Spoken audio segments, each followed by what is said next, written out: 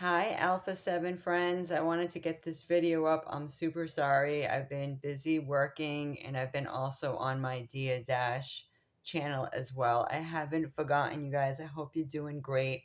We're going to get into this book. I just been a little cautious too because on YouTube they're a little wary with the copyright stuff when it comes to reading from sources that you didn't write, but that's why I try to make it original, sometimes put my face in it. Also, maybe I'm going to change the title so it won't be so obvious. Instead of like always putting the name of the book, I'll put the section that we're reading from, okay? I'm going to put the section that I'm reading from now because we left off on page 21. And a lot of these chapters, I think we're still in chapter. Are we in chapter 4? Don't tell me I already forgot the darn chapter. I'll make sure I know what chapter we're on. Yeah, we're on chapter 4. Okay. So, I'm just going to put the chapter maybe and like the section and stuff instead of always putting like the name of the book kind of thing. So, I'm going to read this section today because this book is really good and I didn't want to like lose focus on it. So, we're going to start with the section called the Corporate Annual Report because the section was dealing with accounting, and you know how they play their games with the figures and the terminology. So this is really educational. So I'm going to flip the camera over. As you know, this is the book I'm reading from. So I didn't forget you guys, and we left off on this section. I know we left off, if you check the playlist, I'm going to put this on the playlist, so all you have to do is go to the Double Speak playlist. So I will do as promised. We will go through this book, but I don't know if I'm going to probably just do my own content after this book, maybe reference different books. That way I don't get any heat from YouTube, if that's okay. So the corporate annual report. When corporations have a bad year or something goes wrong, the corporate report is filled with doublespeak. Warner Communications had an eventful year in 1982, but you would never know it from reading the company's annual report. Somehow, Warner forgot to mention that one of its top officials or officers was convicted in a stock fraud case, and another officer had pleaded guilty in 1981. When asked why those little details were not in the company's annual report, a Warner spokesperson said, "We did not think it was relevant to the operations of the company." The Manville Corporation faced the biggest challenge in preparing a corporate report in 1982. Manville had filed for protection from creditors under Chapter 11 of the Federal Bankruptcy Act as a legal strategy to handle the thousands of lawsuits filed against it by victims of asbestos, a disease linked to the products the company manufactured. So Manville had to figure out a way to tell its shareholders that it was not really bankrupt, it just appeared to be.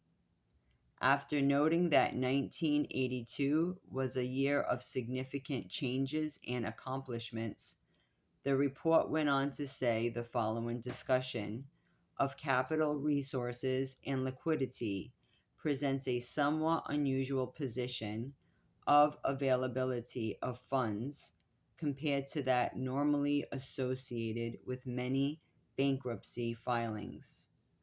That was page 121.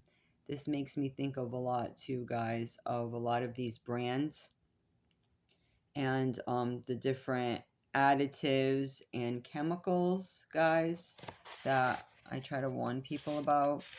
So when you read this book, gives you a lot of gems on the different lawsuits to show the validity of the claims that people like me say.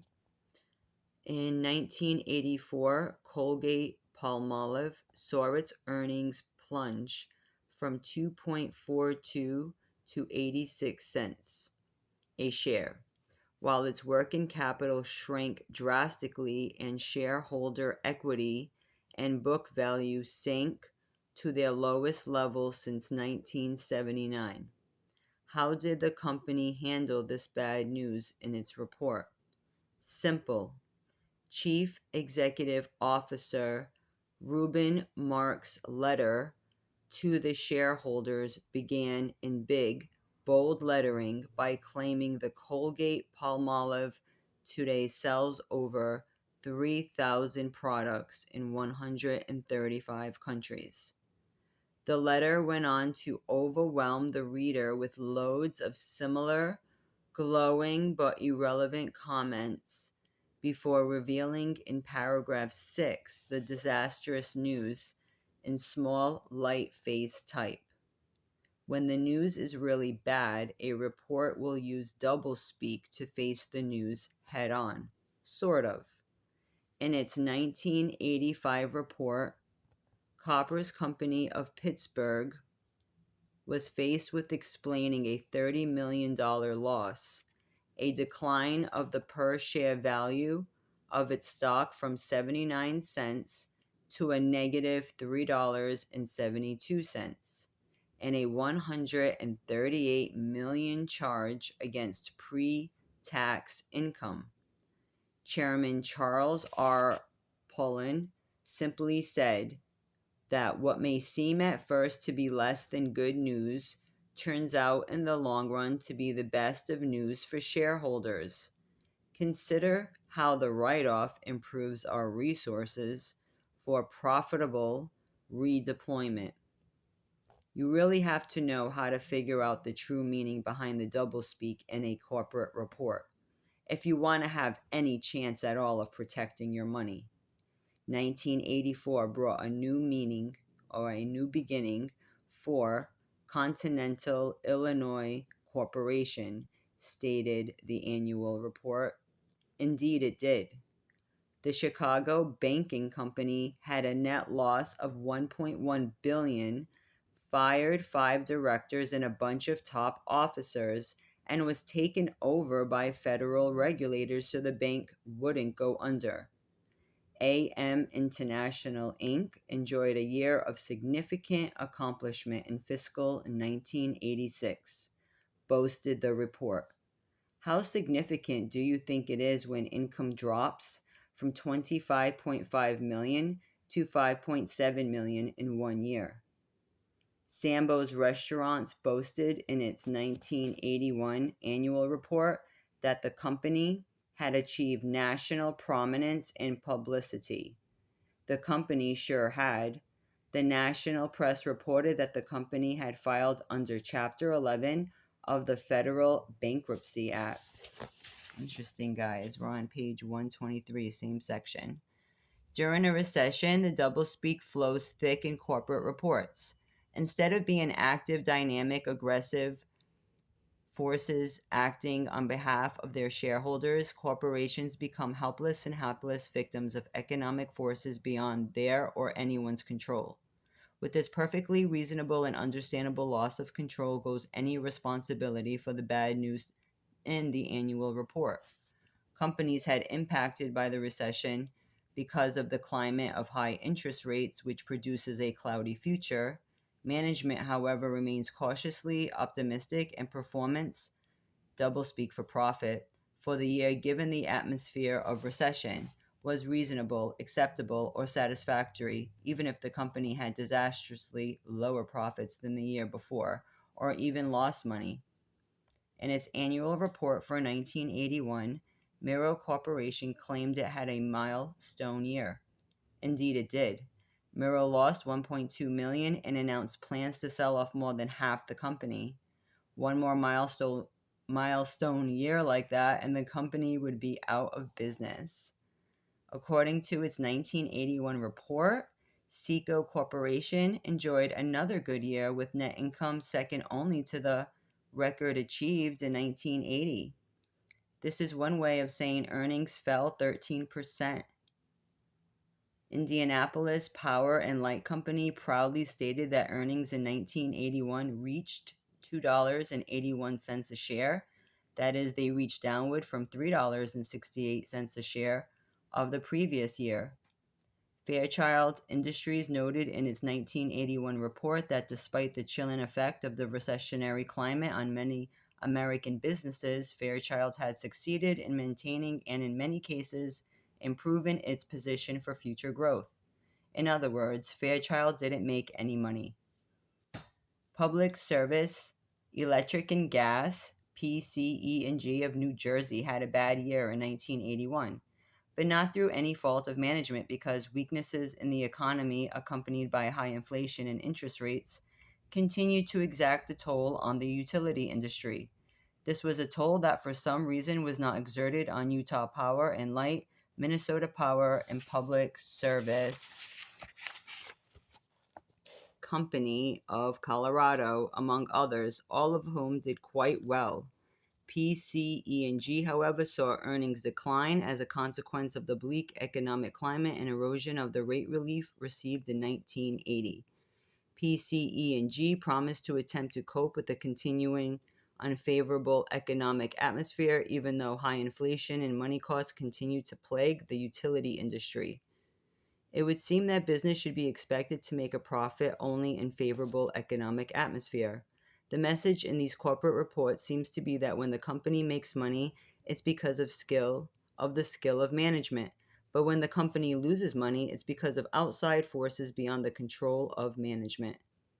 Often annual reports are simply filled with a lot of seemingly impressive language that says nothing. This is the doublespeak of gobbledygook or bureaucracies. The 1982 annual report of the Standard Oil Company in Ohio contained a lot of sentences like this one.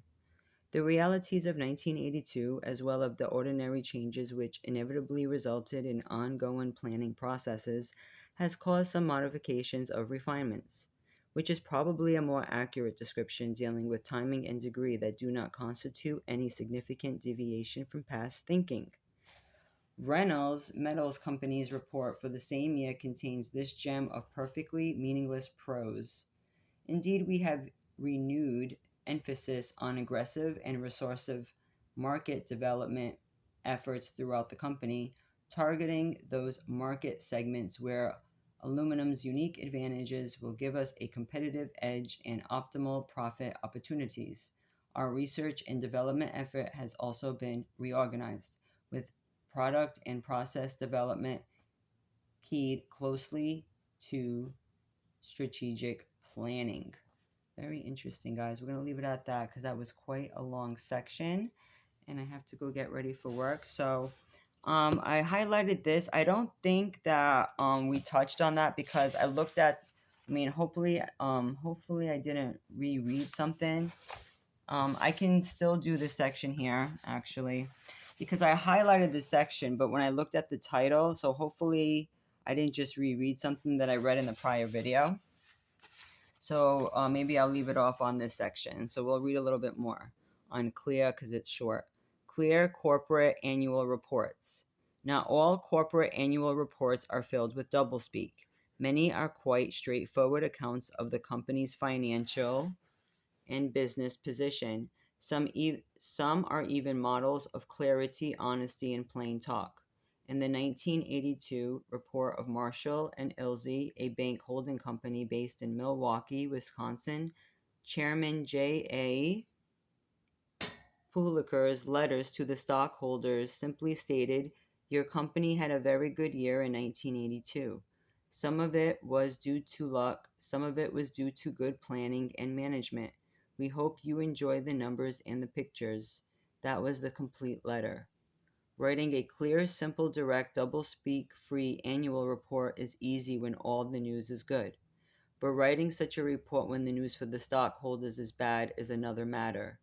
One of the best examples of such a doublespeak-free report revealing bad news was published by Teradyne Inc. in 1986. Written by Frederick Von Veen, Vice President, Corporate Relations, the report began. Most of Teradyne's 26 years have been very good, and many of them have been spectacular. A small number, 5 to be exact, have been bad. If you define bad as meaning a year of no growth, 1986 was definitely one of the bad ones. The report went on to discuss the company's problems in blunt language. Overall, our sales were down by about 9%, which doesn't sound so bad when you say it fast, except that it followed a 14% drop in 1985 for our first 2-year decline ever. The fact that most of our competition did even worse than some is some consolation, but not much, frankly. The report noted that Teradyne had always believed in keeping score in dollars, and it's hard to put a bright face on a year in which net profits fell 99%. A P&L profit and loss statement with no F is lamentable, but it is certainly survivable. The report also discussed Teradyne's slow growth in Japan despite 15 years of effort. The language is a big problem. In Europe, an American can at least read the street signs and dredge up some French or German learned in high school. In Japan, it's all Greek, so to speak. There's no attempt in the report to place the blame for slow growth in Japan on Japanese efforts to exclude foreign competition from the domestic market, an excuse used by many companies. It is tempting to lay the blame for this on some dark Japanese because they don't know how much profit. Did I just say that right? Dark. I was on page 28. I know. Dark conspiracy. I know I already. I skipped the page, did I? On some dark, yes, Japanese, and we're on 26. I knew that didn't sound right. Conspiracy to exclude us. But the truth is more complicated than that. First of all, the Japanese competition is competent. Life would be so much simpler if everyone else were incompetent. Teradyne's report is evidence that some subjects are not too technical to be discussed in clear language. The report also shows how financial bad news can be communicated not just clearly and simple, but with style, grace, and wit. Corporate reports are filled with doublespeak only because those writing them want to make negative news appear positive. Shift responsibility, conceal information, and pretend to communicate when in fact they want to avoid communicating. That's pretty powerful, guys, because many people think, oh, if something's really verbose and wordy, or when if something is really lengthy and things like that, that it has more meaning and it's more clear. But it goes to show, keep it simple and direct, and that's the communication we're trying to bring back in style, because it seems that a lot of people do that. They use double speak a lot in everyday language, not realizing that we're given that all around. So that's why we probably pick up on that. But we'll leave it at that, guys. At that, I appreciate you. Sorry, I'm kind of doing so much. So we're going to leave it off on page 126, and I'll stop back up on profits and losses in the insurance industry. So I'm sure we'll learn a lot there. So I'm learning a lot with this book. You're reading it with me, guys, just in case you haven't picked it up yourself. So I just, it's okay if my videos are a little shifty, because if I just read through it and just showed the pages and didn't like change it up a little bit, I'd get even more crap, because I've been doing a lot of research and I just don't want any copyright issues or whatever. So we'll leave it at this book, but I won't do it with every book. I can just reference different books. We can talk about it. I can bring up different topics. I can read a page or two. But I think they don't appreciate it when you just like go from cover to cover. I don't know if that, I don't want to take away from the writer. If anything, I want to encourage people to pick up this book if you haven't, because you might have watched one or two of the videos. You might want the hard copy for yourself, because it's great to highlight different parts and reread it. And it's just good to have your own type of library at home, so you can go and reference it anytime you want. So I hope that you enjoy that, guys, and you learn something. So stay sharp out there. I appreciate you. I am just going a mile a minute right now, because I had just been doing too much, but I want to keep the content flowing on this channel. So sometimes I'll throw other topics in there. That's cool. And if anything, you can just go to the playlist. And I appreciate the subscriber that gave me that idea, because when I first started uploading, I had these types of videos, but then I was putting other different content. So he was just like, hey, why don't you just make a playlist? That way, if you want to watch these videos just on this book in consecutive order, just go to my playlist and go check out the title Double Speak. And since the first chapter on that I've been doing them, there will be in order for you. So have a great day, guys. Don't mind my scratchy throat. I've been working late nights, and anytime like I do that, my voice drops. So I'm gonna drink some tea, calm my throat down, especially at work. You talk so much, my throat has just been, yeah, it's just been scratchy lately. So have a wonderful day, guys. I appreciate you, and I will chat with you all soon.